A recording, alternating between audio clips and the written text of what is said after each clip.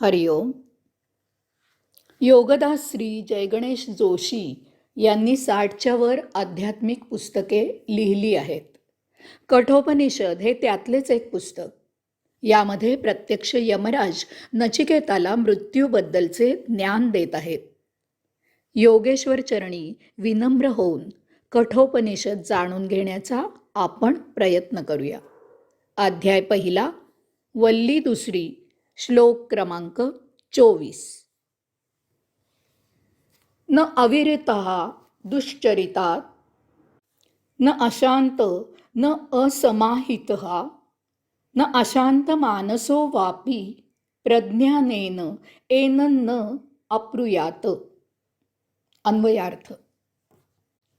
जो कुमार्गापासून परावृत्त झालेला नाही, ज्याचे इंद्रिय शमन झालेले नाही, ज्याचे मन संयत झालेले नाही, असा केवळ ज्ञानाने आत्मप्राप्ती करून घेऊ शकत नाही.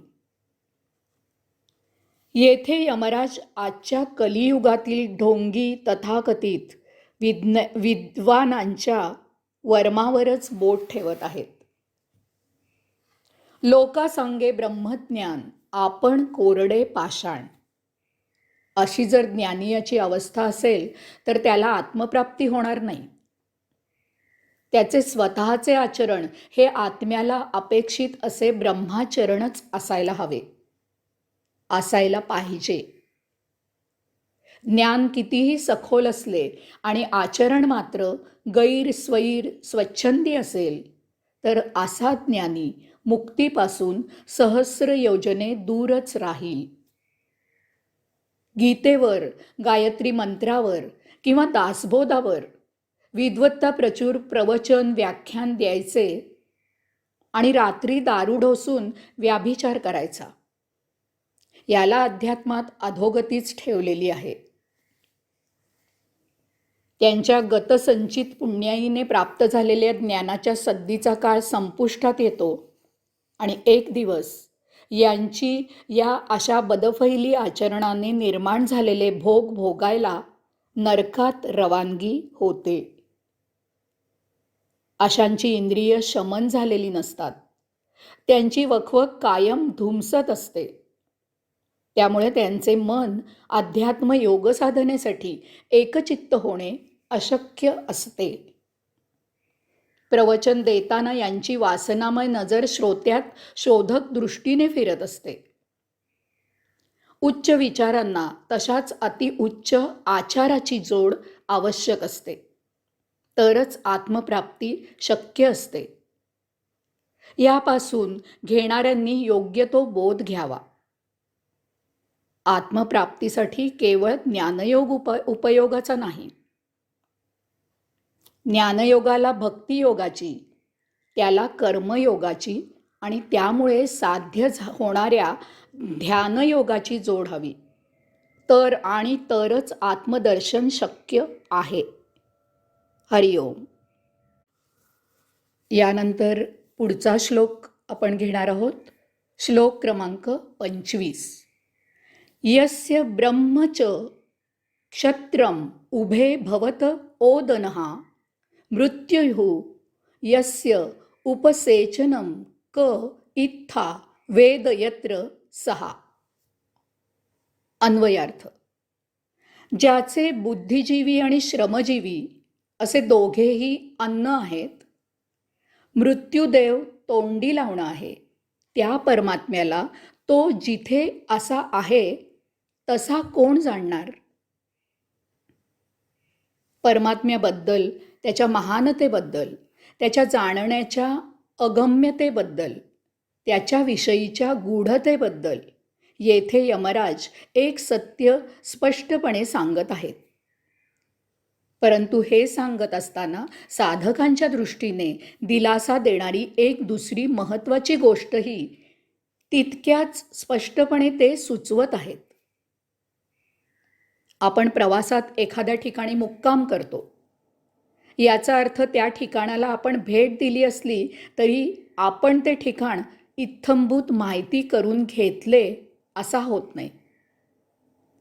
किंवा एखादी व्यक्ती आपल्या अगदी चांगली परिचयाची असते, परंतु हा त्या व्यक्तीचा परिचय त्याच्याशी आलेल्या आपल्या संबंधांपुरताच असतो. याचा अर्थ ती व्यक्ती आपल्याला संपूर्ण समजली असा होत नाही. याचप्रमाणे परमात्म्याचा साक्षात्कार आपल्याला त्या परमात्म्याची एक झलक प्राप्त होऊन झालेला असतो. साक्षात्काराला तेवढी एक झलक पुरेशी असते. याचा अर्थ तो परमात्मा आपल्याला संपूर्ण समजला असा होत नाही.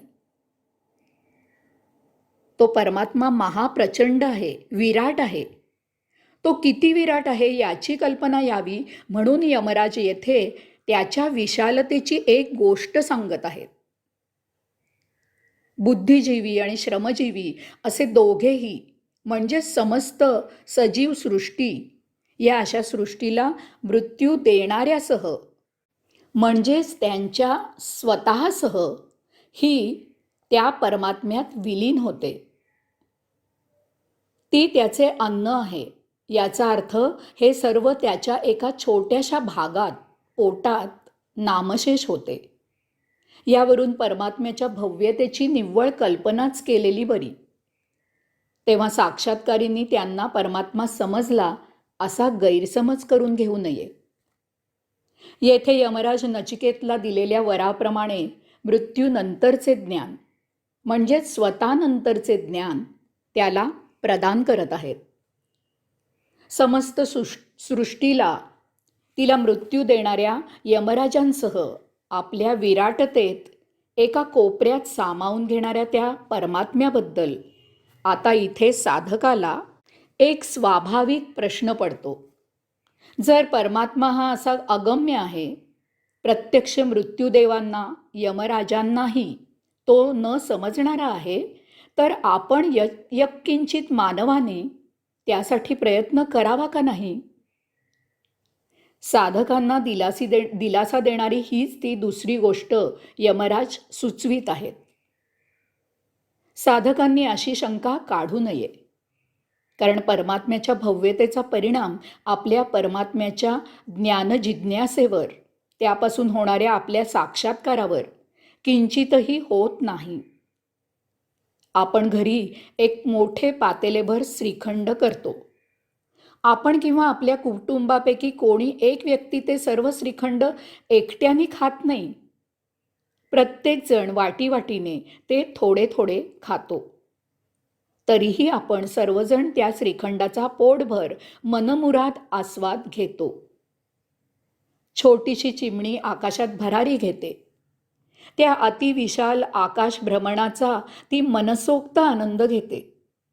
या विशाल विश्वात त्याच्या भव्यतेची पुसटशीही कल्पना नसताना एक छोटासा किडा जन्मतो. आपलं जीवन आनंदाने जगतो.